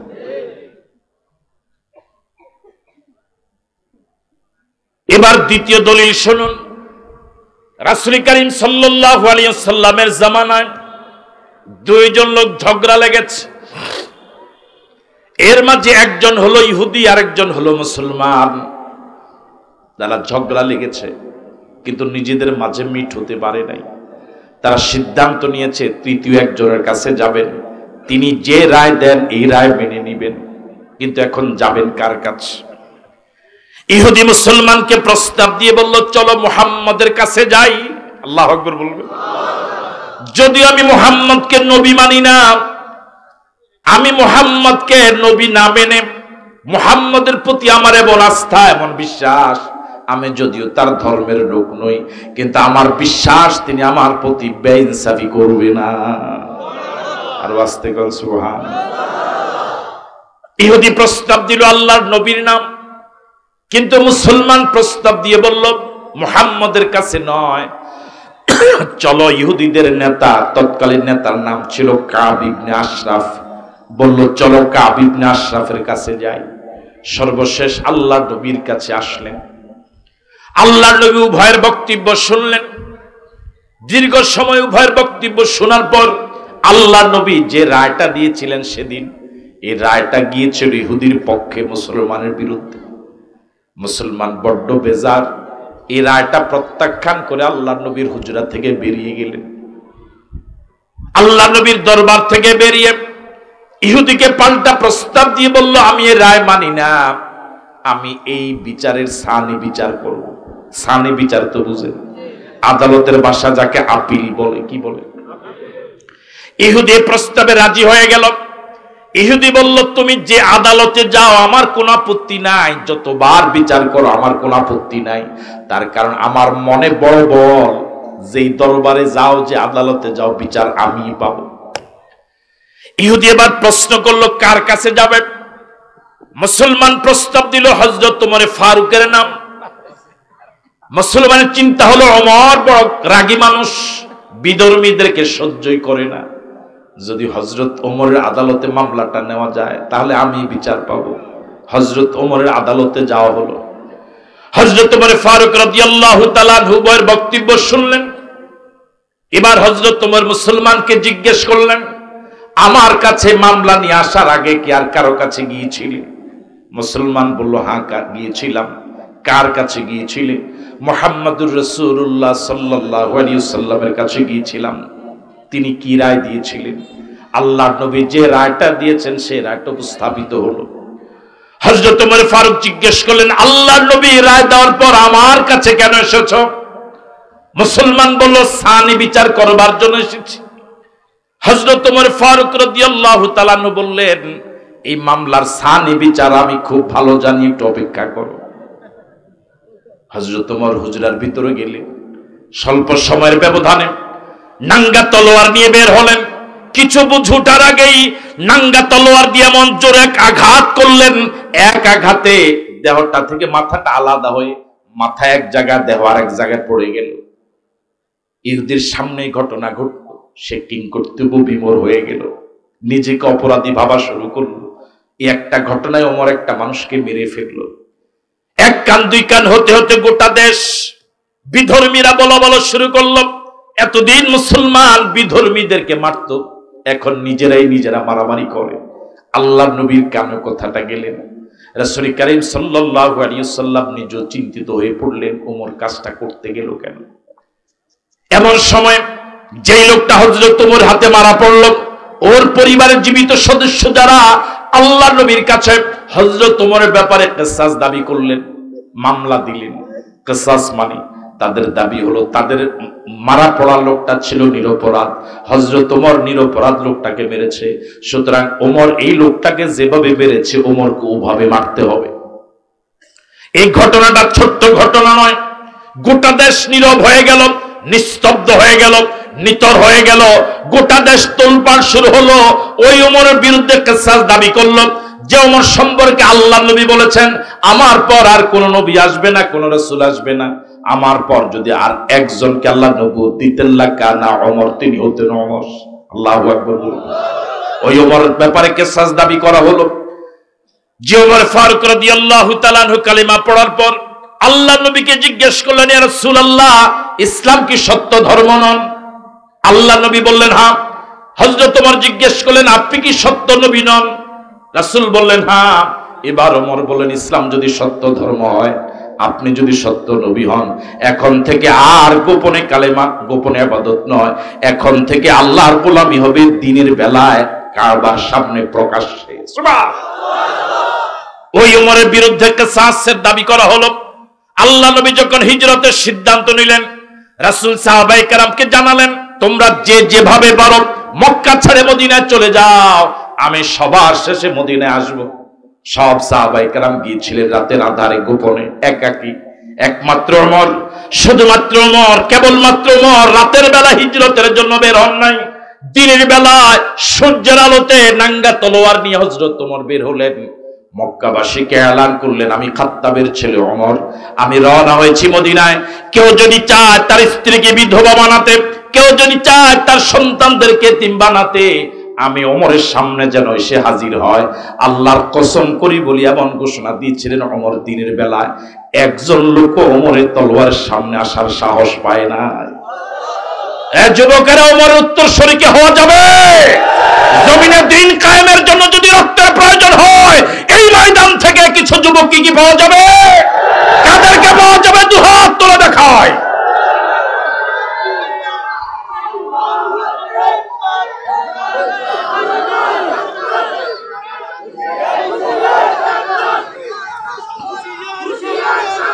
ইমানদার মরে একবার, মুনাফিক মরে জীবনে বারবার। বিড়ালের মতো হাজার বছর বেঁচে থাকার কোনো দাম নয়, ইমানদার হয়ে সিংহের মতো 1 ঘন্টা বাঁচার অনেক দাম। আল্লাহ আমাদেরকে খাঁটি ইমানদার হওয়ার তৌফিক দান।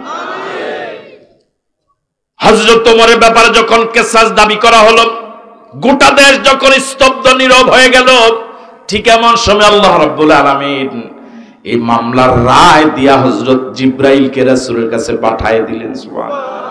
রায় আসলো কোত্থেকে? আল্লাহ রাব্বুল আলামিন বলেন, ফালা ওয়া রাব্বিক লা ইউমিনুনা হাত্তা ইউহাক্কিমুকা ফীমা শাজারা বাইনাহুম সুম্মা লা ইয়াজিদু ফি আনফুসিহিম হারাজাম মিম্মা কাদাইতা ওয়া ইউসাল্লিমু তাসলিমা। আল্লাহু আকবার। আল্লাহ রাব্বুল আলামিন বলেন, ফালা ওয়া রাব্বিক, তোমার রবের কসম, লা ইউমিনুনা, ওরা ইমানদার হতেই পারবে না। এ রায় কার? এ ফতোয়া কার? আল্লাহ রাব্বুল আলামিন বলছেন লা ইউমিনুনা, ওরা ইমানদার হতেই পারবে না। এই আয়াতে আল্লাহ রাব্বুল আলামিন ইমানদার হওয়ার জন্য 3টা শর্ত দিয়েছেন। কয়টা শর্ত? প্রথম শর্ত হলো হাত্তা ইউহাক্কিমুকা ফীমা শাজারা বাইনাহুম। ইমানদার হওয়ার জন্য প্রথম শর্ত হলো এই আয়াতের আলোকে বিবদমান ঝগড়া, বিবদমান সমস্যা যতক্ষণ না আল্লাহর নবীকে ওরা বিচারক না মানে, প্রথম শর্ত হলো সমস্যার সমাধানের জন্য রাসূলকে বিচারক মানা লাগবে। 2 নম্বর হলো সুম্মা লা ইয়াজিদু ফি আনফুসিহিম হারাজাম মিম্মা কাদাইতা, রাসূল যে রায়টা দিবেন এই রায়ের ব্যাপারে মনে কোনো সন্দেহ সংশয় থাকতে পারবে না। 3 নম্বর হলো ইউসাল্লিমু তাসলিমা, রাসূলের দেওয়া রায়টা নিজের বিরুদ্ধে গেলেও তাসলিম করা লাগবে, মাথা পেতে নিতে হবে। আল্লাহু আকবার। প্রথম শর্ত হলো রাসূলকে বিচারক মানা লাগবে। দ্বিতীয় শর্ত হলো রাসূলের দেওয়া রায়ের ব্যাপারে কোনো সন্দেহ পোষণ করা যাবে না। 3 নম্বর হলো রাসূলের রায়টা স্বতঃস্ফূর্তভাবে মাথা পেতে দিতে হবে। আপনাদের এই হাজারো জনতার কাছে প্রশ্ন, যেই লোকটাকে ওমর মেরেছেন, এই 3 শর্তের আলোকে ওই লোকটার ঈমান আছে না নাই? আরো জোরে বলেন আছে না নাই? এই লোকটাকে কালেমা পড়ে নাই? কথা কয় না কেন?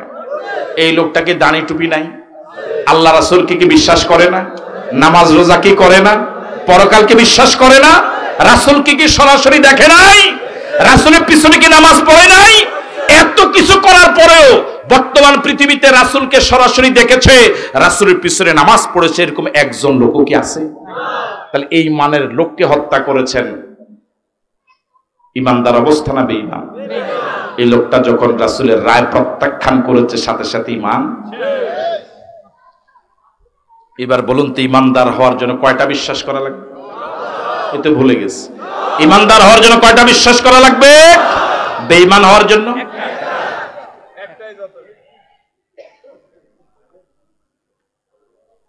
অবস্থা হলো এই, এদেশের অশিক্ষিত মানুষেরা ওযু ভঙ্গের কারণ জানে, রোজা ভঙ্গের কারণ জানে। আল্লাহর কসম, অধিকাংশ শিক্ষিত মানুষ ঈমান ভঙ্গের কারণ জানে না। ঈমান সম্পর্কে, ইসলাম সম্পর্কে কোনো লেখাপড়া নাই, কিন্তু এরাই আবার স্টেজে উঠলে বড় বড় ফতোয়া দেয়। মাদ্রাসা পড়লাম আমরা, পড়াই আমরা, ফতোয়া দেয় এরা। কি অবাক করা কথা!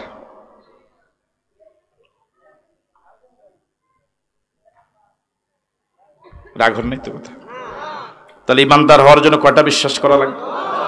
বেঈমান হওয়ার জন্য কয়টা স্বীকার করা দরকার?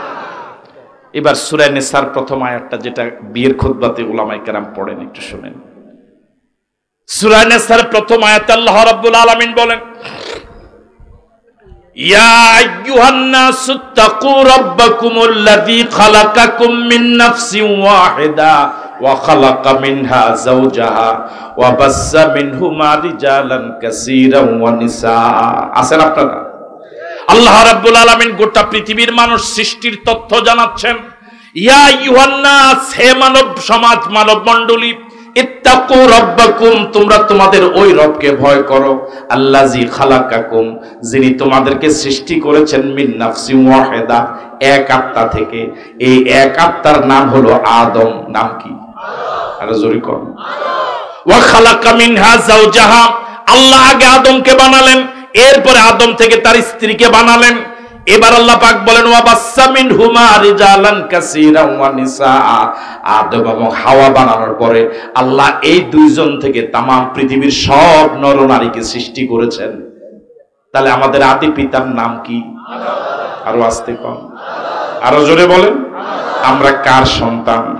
এই কথাটা কোরআন শরীফে নাই, এক জায়গা না বহু জায়গায়। এখন সভাপতি কয় না আমরা বান্দরের সন্তান। এটা উদাহরণ দিলাম আর কি, আপনাদের রাগন নইতে পারে কথা। এখন সভাপতি কি কয়? ঈমান আছে না নাই? আর আস্তে কর। কাদিয়ানীরা কোরআন শরীফের 2টা শব্দ অস্বীকার করে বেঈমান হয়ে গেল। উনি এত অসংখ্য আয়াত অস্বীকার করার পরে মাদ্রাসার সভাপতি থাকে কেমনে?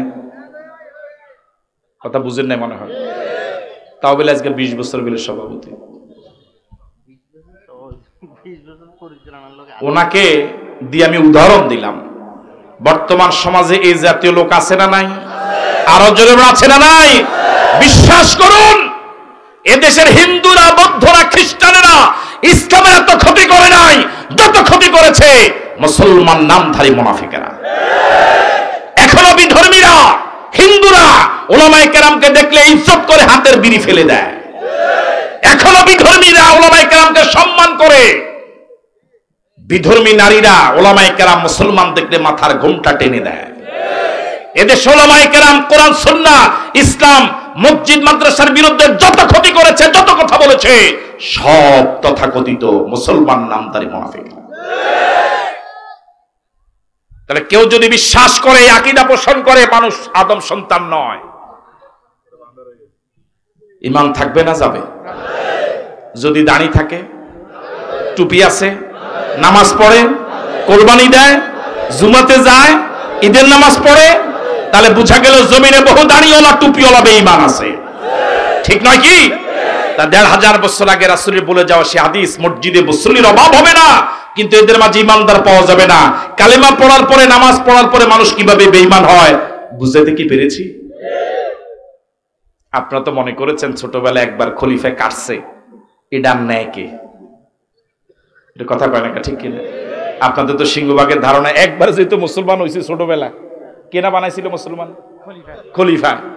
মুসলমান তো আমি, ঠিক না কথা? আপনাদের এলাকায় ডাক্তার আছে? রাগ হইতেছেন মনে কথা। ডাক্তার ছেলে যদি ডাক্তারি না পড়ে, আপনি যত অসুস্থ হন, সে যদি ফ্রি চিকিৎসা দেয়, তার কাছে যাবেন? ওরা যাবে মনে হয়? যাবেন? কেন যাবেন না? হ্যাঁ, এবার বলেন, একজন বাবা ইঞ্জিনিয়ার, ছেলে ইঞ্জিনিয়ারিং পড়ে না, আপনি কি তার কাছে টিনের ঘর বানাবার জন্য যাবেন? কেন যাবেন না? হ্যাঁ, ইঞ্জিনিয়ার নয়, ডাক্তারের ছেলে ডাক্তারি না পড়লে ডাক্তার হয় না, তার কাছে আপনি যাবেন না। ইঞ্জিনিয়ার ছেলে ইঞ্জিনিয়ারিং না পড়লে তার কাছে আপনি যাবেন না। মুসলমানের ঘরে হলেই মুসলমান। যদি এরকম হতো লেখাপড়া ছাড়া, তাহলে নবীদের ছেলেরা তো নবী হয়ে যেত। নবীর ছেলে বেঈমান ছিল না? বেঈমানের ছেলে নবী হয় নাই? এদেশে শুধু একটাই সহজ পথ, বাবা পীর, ফলা লেখাপড়া করুক আর না করে ফলো।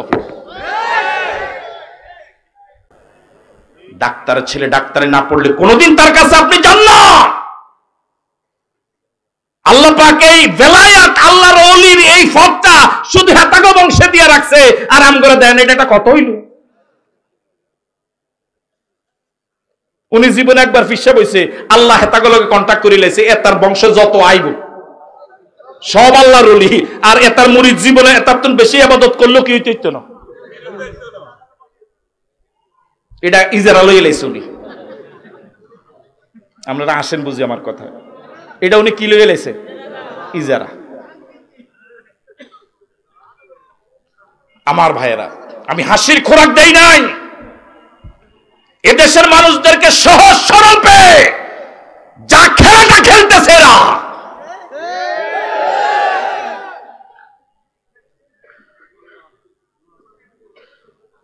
আল্লাহ আমাদেরকে সহি বুঝ দেখ। যারা উলামায়ে কেরাম আছেন, হুফাজে কোরআন আছেন, আমি একটা আয়াত পড়ি, দেখুন তো এটা আছে কিনা কোরআন শরীফে।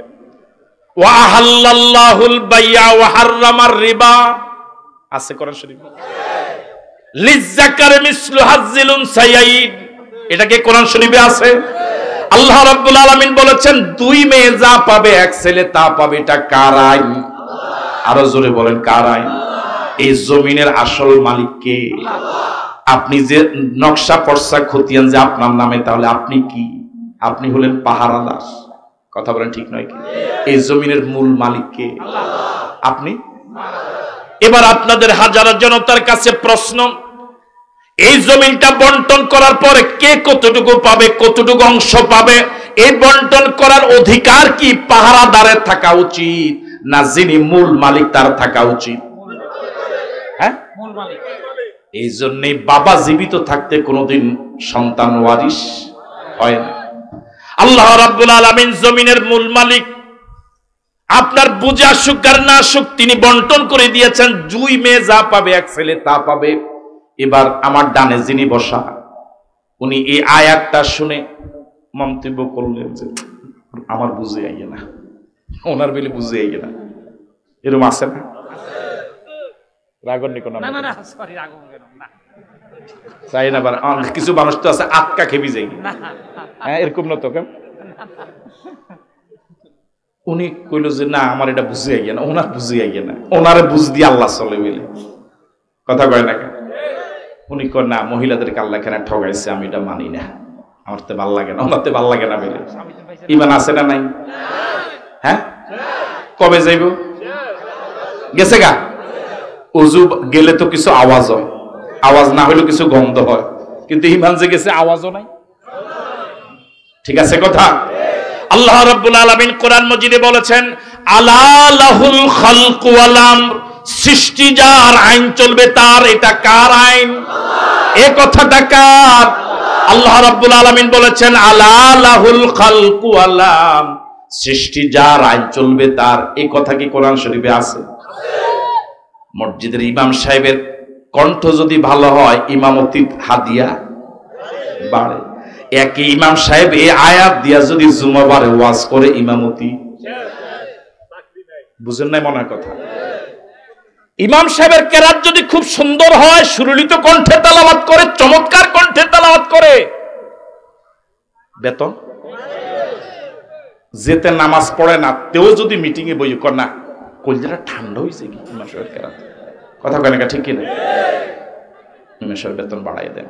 কিন্তু যে আয়াত শোনার কারণে ওনার কলজা ঠান্ডা হয়েছে, ইমাম সাহেব যদি এই আয়াতটার অনুবাদ করে একটু বুঝা দেয়, আপনি যে মসজিদে আল্লাহর আইন চলে, এখানে শান্তি আছে, এখানে কেউ যদি প্রতি রাকাতে 2টা সিজদার জায়গা 3টা দেয়, আপনারা কেউ মানবেন না। আল্লাহর আইন তো শুধু মসজিদের জন্য নয়, বাহিরের জন্য, সংসদের জন্য, সচিবালয়ের জন্য, আপনার আদালতের জন্য, সর্বক্ষেত্রে হাটে বাজারে সর্বত্রই আল্লাহর আইন প্রয়োগ করা উচিত, সেটা প্রচেষ্টা করা উচিত, চালু করার জন্য সর্বাত্মক প্রচেষ্টা করা দরকার। ওখানে যদি আল্লাহর আইন চালু হয়, মসজিদে যেভাবে শান্তি আছে সেখানেও শান্তি বিরাজ করবে। এমনও হইতে পারে সাথে সাথে 2-4 জন খাড়ায় যাবে, থামেন, কথা কেন ঠিক। অথচ এই আয়াত যখন টানি টানি পড়ছিল, এসব কি লাগছিল, আমরা আসেনি না গেছেন গা। যদি বেশি ভদ্রতা দেখায় হয়তো হঠাৎ বাধা দিবে না, না দিয়ে নামাজের পরে মুনাজাতের আগেই খাড়াই যাবে একজনে, এই নামাজের পরে আমরা বইয়েন কথা আছে, বাকিটা সব আমরা কিছু কর না, আমি কি কমব, কি কইব, নামাজের পরে বসছে, বসার পরে এবার একজনে খাড়াইছে, দাঁড়াই কইতেছে, আমরা মসজিদ যে সুন্দর কি নীরবে চলতেছিল, কোনো ঝামেলা নাই। ইমাম সাহেব আজকে যে ওয়াজ করছে, ওনার ওয়াজে রাজনীতির গন্ধ পাওয়া গেছে। রাজনীতির কি পাওয়া গেছে, ওনার নাকের যথেষ্ট কি আছে, হাওয়া, মানে শ্রবণ শক্তি নিকো না গ্রাণ শক্তি, উনি দেখো শ্রবণ শক্তি, মারাত্মক গ্রাণ শক্তি ওনার। ওনার ওয়াজে আজকে কি পাওয়া গেছে, রাজনীতির গন্ধ পাওয়া গেছে। এবার হয়তো উনি বক্তৃতা দিবেন যে আগামী 2 মাস পরে আমাদের দোতলা ছাদ ঢালাই হওয়ার কথা, 200 ব্যাগ সিমেন্ট লাগবে, সভাপতি দেওয়ার কথা 100 ব্যাগ, উনি দেওয়ার কথা 5 টন রড। যে ওয়াজ আজকে ইমাম সাহেব করছে, রড নি আর ছাদ করণ লাগতো না, কথা কেন ঠিক কিনা।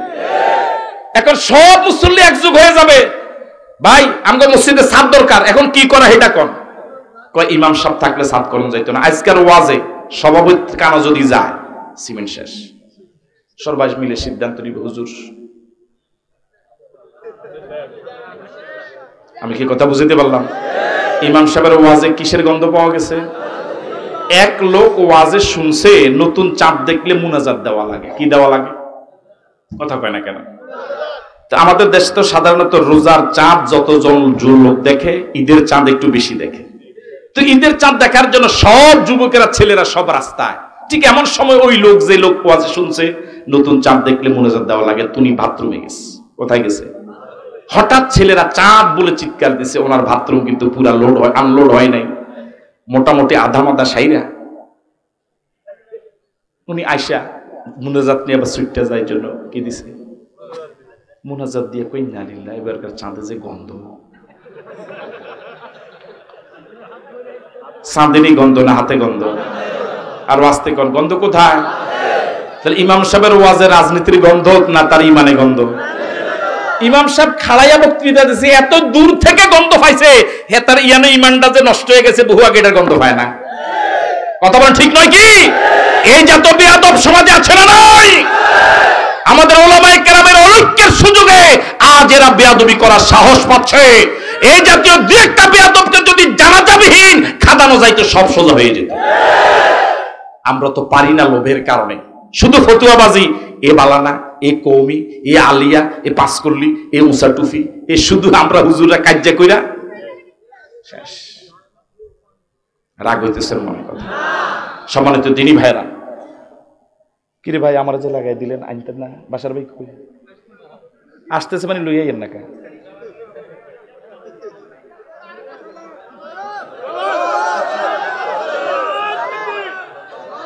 হ্যাঁ চলবে, উনি ইনশাল্লাহ অনেক লম্বা সময় ওয়াজ করে, আলহামদুলিল্লাহ।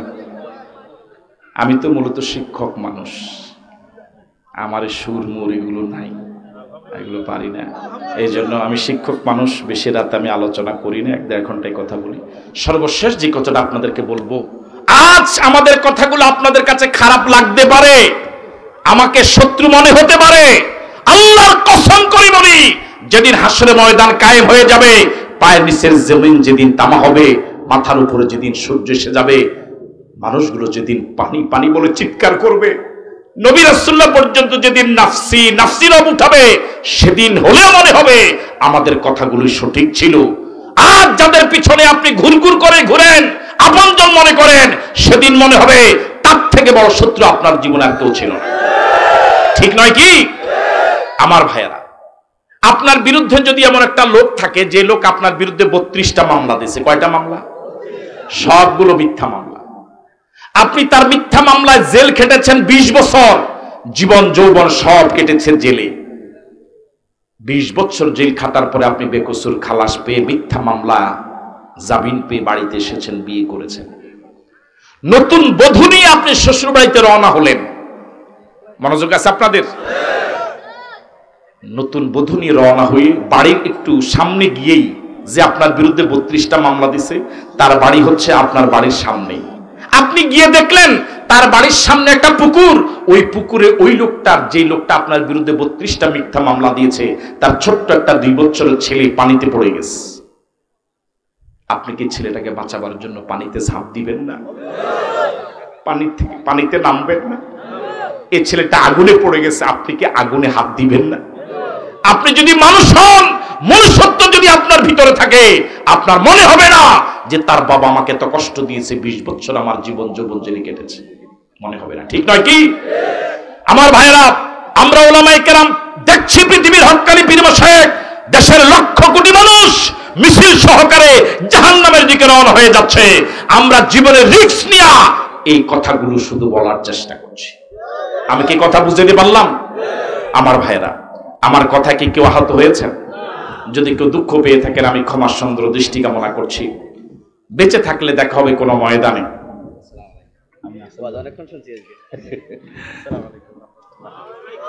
আপনি আসেন নি বলেন, আমার কষ্ট হইতেছে, আমি তাইয়ে না।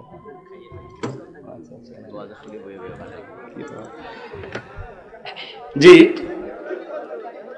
আমাকে 2-1 মিনিট একটু সময় দেন, 2-1 মিনিট একটু সময় দেন।